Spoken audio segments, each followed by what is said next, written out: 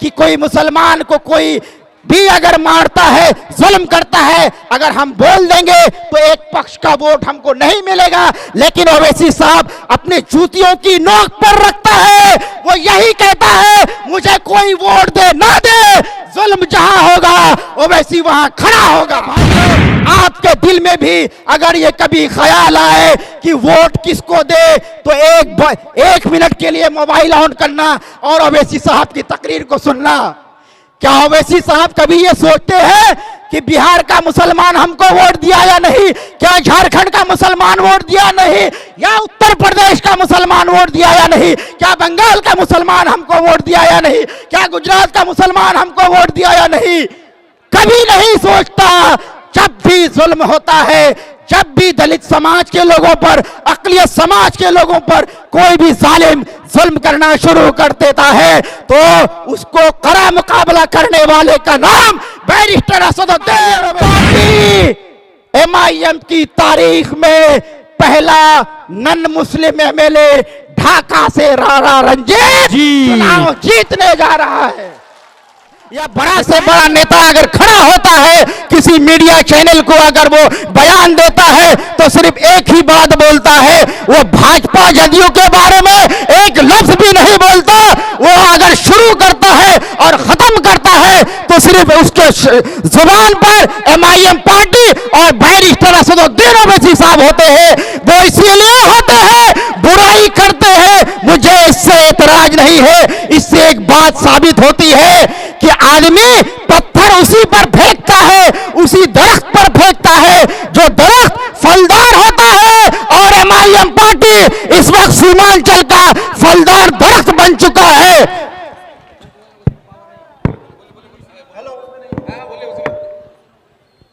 MIM party इस वक्त सीमांचल का फलदार दरख्त बन चुका है।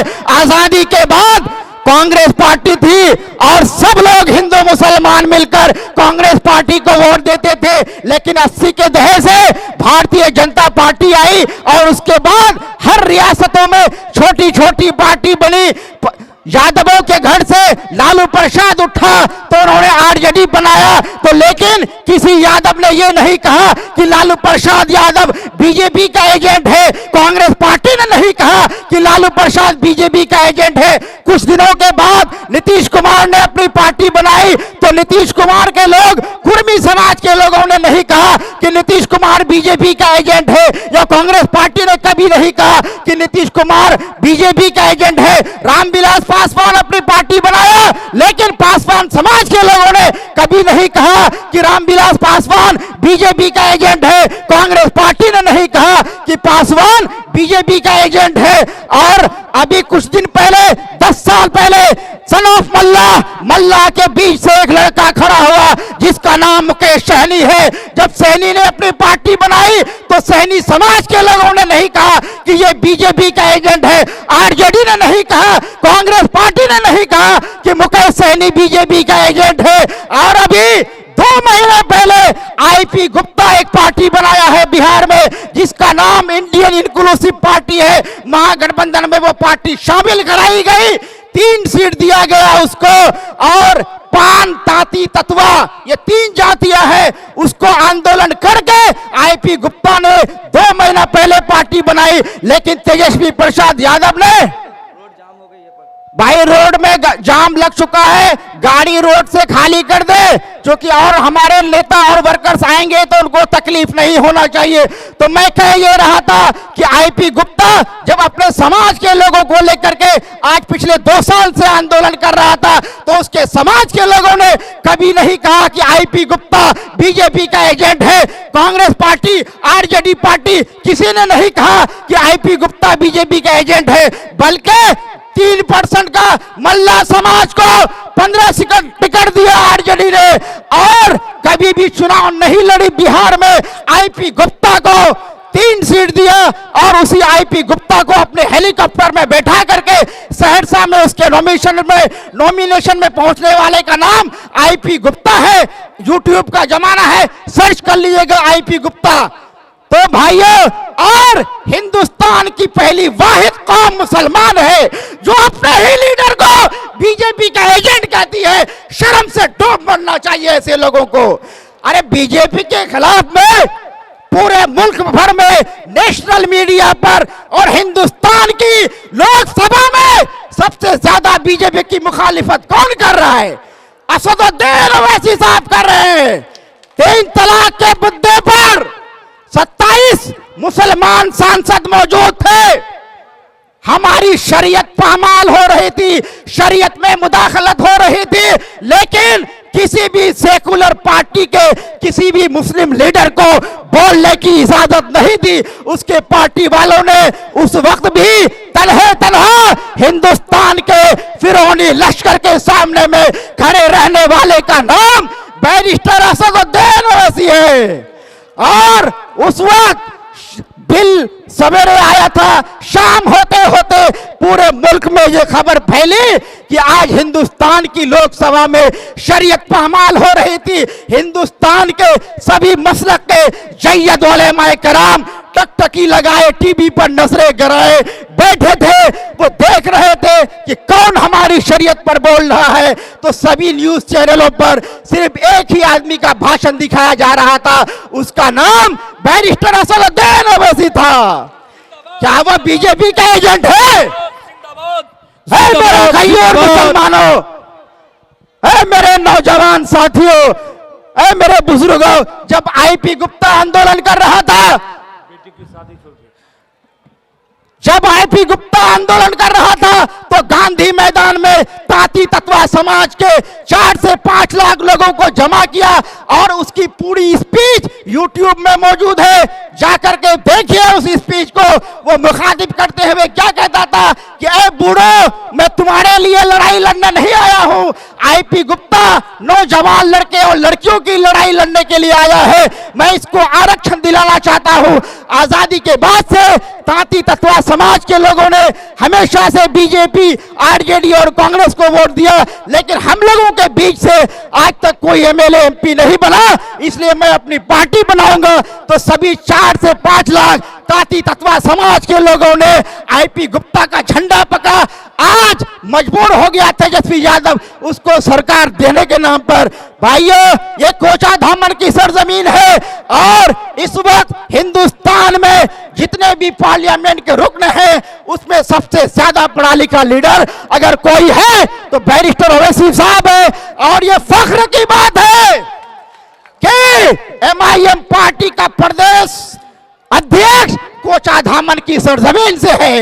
ये फख्र की बात है। आज कोचा धामन का सर सिर्फ बिहार में नहीं बल्कि पूरे हिंदुस्तान में ऊंचा हो चुका है। और ये लोग कहते हैं कि ओवैसी साहब बीजेपी की बी टीम है। आज देखिए, कल हिंदुस्तान हुकूमत का एक आंकड़ा आया और आंकड़ा यही बता रहा है कि इस वक्त पूरे हिंदुस्तान में मुसलमानों की और जितने भी मज़ाहिब हैं सब लोगों का पर कैपिटा इनकम कहीं सबसे नंबर 1 पर है तो वो तेलंगाना रियासत है, वो हैदराबाद है और बिहार का नंबर 27 है। आजादी के बाद हैदराबाद के लोगों के पास भी ऑप्शन था कि एमआईएम पार्टी जब सुल्तान सलाउद्दीन ओवैसी साहब लेकर के आगे बढ़े, इसी तरीके से लोगों को जमा करके वो मुखातिब करते थे और ये कहते थे कि हम लोग अपनी पार्टी बनाएंगे, आप लोग मेरा साथ दीजिए। अगर हम लोग अपनी पार्टी बनाएंगे तो आप लोगों के जो मसाइल हैं उसको हम लोग हुकूमत से मनवा सकते हैं। वहीं पर कांग्रेस पार्टी भी अपना प्रचार कर रही थी, वो बोले कि 2-4 सीट जीत जाएगा। तो क्या करेगा? अब देखिए, वहां के लोगों ने ओवैसी साहब का दामन थामा।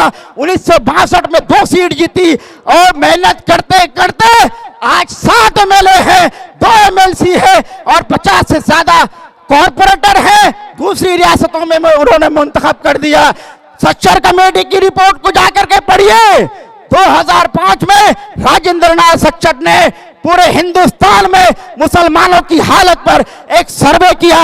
यूपीए 1 की गवर्नमेंट में मनमोहन सिंह ने सर्वे कराया तो सच्चर, राजेंद्र नाथ सच्चर ने अपनी रिपोर्ट में लिखा कि पूरे हिंदुस्तान में मुसलमानों की हालत दलितों से भी बदतर हो, चाहे वो रोजगार हो, तालीम हो, किसी भी महाज में हिंदुस्तान का मुसलमान दलितों से पिछड़ा हुआ है, तो वहीं पर अकबरुद्दीन अवैसी साहब ने 2 दिन तक आंध्रा की असेंबली को चलने नहीं दिया था और वहां के मुख्यमंत्री से मुतालबा किया था कि हमारी रियासत में, पूरे हिंदुस्तान में मुसलमानों की हालत दलितों से भी बदतर है, तो हमारे मुसलमानों को, जो SC ST ओबीसी को जो सहूलत मिलती है वो सहूलत मुसलमानों को दिया जाए। और 2 दिन असेंबली ना चलने देने की वजह से वहां का मुख्यमंत्री ये सारे मांगों को मंजूर किया। आज इंटरनेट में पढ़ के देखिए, जो सहूलत SC ST ओबीसी समाज को मिलता है वह सारी सहूलत वहां के मुसलमानों को मिलता है। हैदराबाद के जिम्मेदार मौजूद है, अगर मैं गलत कह रहा हूं तो मुझे पकड़ ले, बैठा दे। मेरे भाइयों, एक शादी मुबारक स्कीम ये तेलंगाना के अंदर चलती है। जिसके पास राशन कार्ड है, घर में जवान लड़की है, अगर उसकी शादी तय होती है तो वो राशन कार्ड को लेकर के, उसके रुपए को लेकर के उस एरिया के MLA से दस्तखत करा दीजिए, 1 लाख रुपया वहां की हुकूमत देती है। और यही नहीं, आज तेलंगाना का कोई भी मुसलमान नौजवान अगर ख्वाब देखता है डॉक्टर बनने का, इंजीनियर बनने का, आर्किटेक्ट बनने का, वकील बनने का, फिजियोथेरेपी बनने का, अगर किसी भी टेक्निकल, कोई भी टेक्निकल कोर्स वो करना चाहता है और उसके पास पैसे नहीं है, हिंदुस्तान के किसी भी कॉलेज में, किसी भी यूनिवर्सिटी में वो सीट को निकाल ले, उस कॉलेज की सारी फीस वहां की हुकूमत देती है। जिंदाबाद, ये है MIM पार्टी का पावर। जिंदाबाद MIM, जिंदाबाद जिंदाबाद जिंदाबाद MIM, जिंदाबाद जिंदाबाद। जिस शख्सियत का तारीफ कर रहा है बखूबी जानते हैं, हमारा हक बनता है कि हम उस शख्स की तारीफ करें, जिंदाबाद का नारा लगाएं। बोलिए जिंदाबाद जिंदाबाद MIM, जिंदाबाद जिंदाबाद MIM, जिंदाबाद जिंदाबाद।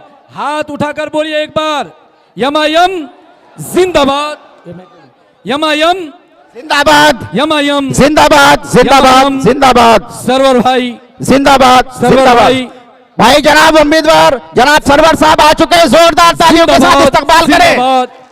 जिंदाबाद जिंदाबाद MIM, जिंदाबाद MIM, बोलिए MIM,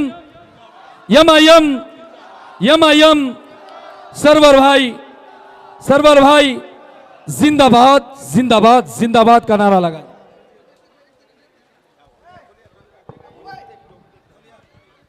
तो मेरे भाइयों, मैं यही कह रहा था कि आज हिंदुस्तान की सबसे बड़ी अकलियत मुसलमानों की हालत पूरे मुल्क में दलितों से भी बदतर है। तो जाके इंटरनेट पे पढ़ लीजिए कि तेलंगाना, वो आंध्र प्रदेश का मुसलमान आज हिंदुस्तान के किसी भी रियासत के मुसलमानों से बेहतर है। 2014 के बाद आप लोगों ने देखा कि किस तरीके से मुसलमानों का कत्लेआम हिंदुस्तान की सड़कों पर शुरू हुआ और उसके खिलाफ में और कातिलों के खिलाफ में सबसे ज्यादा कोई शख्स हिंदुस्तान की लोकसभा में और राष्ट्रीय मीडिया चैनलों पर बोला तो उसका नाम बैरिस्टर असदुद्दीन ओवैसी था। ये सेकुलर का ढोंग रचाने वाली कांग्रेस, RJD, समाजवादी पार्टी, इसी के किसी भी लीडर को आप लोगों ने कभी बोलते देखा?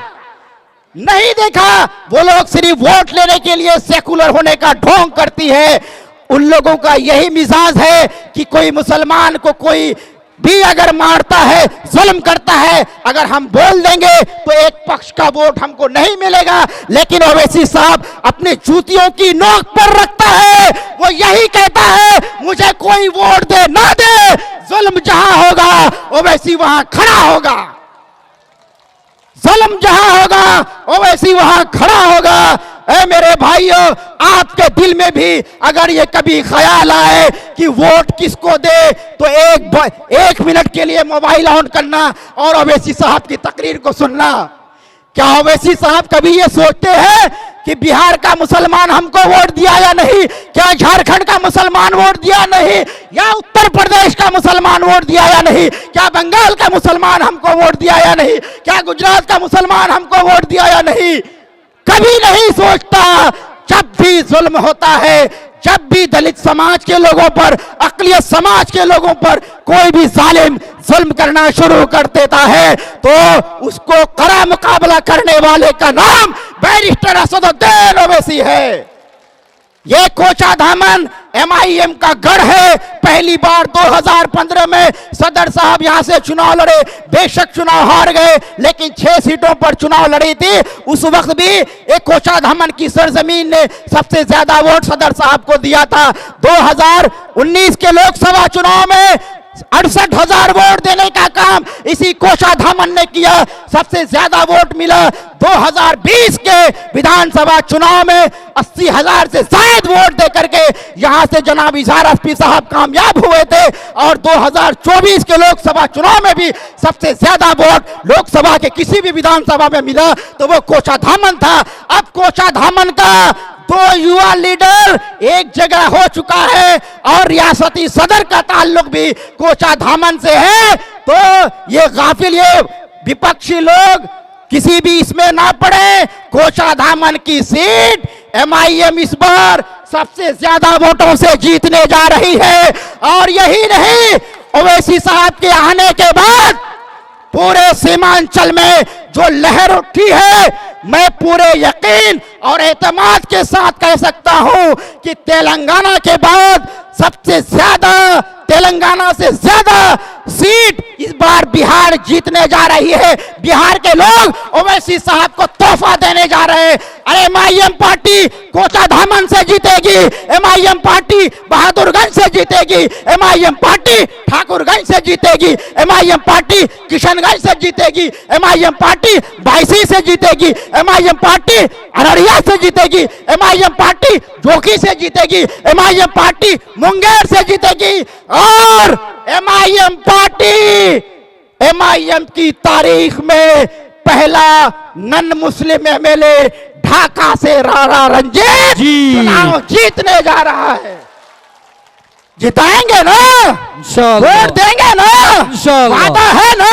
कोचाधामन के लोग जिस दिन खड़े हो गए सरवर भाई के पक्ष में, नौजवान लीडर हैं, पहली बार MLA बनेंगे। मुझे उम्मीद है कि ये सरों का समंदर जो रहमतपाड़ा की सरजमीन में उठा है और बहुत सारे लोग जो इस प्रोग्राम में नहीं आ सके अपने अपने घरों पर मोबाइल के जरिए देखते हैं, मैं सबसे अपील करता हूं कि ये सदर साहब की इज्जत का भी सवाल है। क्योंकि MIM का सदर कोचाधामन की सरजमीन से है, तो आप लोग सरवर साहब के लिए सिर्फ वोट ही नहीं, उसके लिए दुआएं करें। मैं माँ बहन से खुसूसी अपील करता हूं कि मेरी माँ बहनों, मोबाइल के निकाल करके देख लेना कि आपका बेटा सरवर आलम को उम्मीदवार किसने बनाया?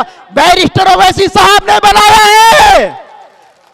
तो मेरी माँ बहनों, बैरिस्टर ओवैसी साहब का वीडियो मोबाइल पर देख लेना और 11 तारीख के दिन एक नई तारीख रकम करना। कोचाधामन का अगला MLA सरवर आलम जिंदाबाद, सरवर आलम जिंदाबाद, सरवर आलम जिंदाबाद। Barrister Asaduddin Owaisi, barrister Asaduddin Owaisi. पतंग छाप, पतंग छाप, पतंग छाप, सबने दिया है हमको चोट, अब अपनी पार्टी अपना वोट। बहुत बहुत शुक्रिया। कोचाधामन की जनता जिंदाबाद, जिंदाबाद।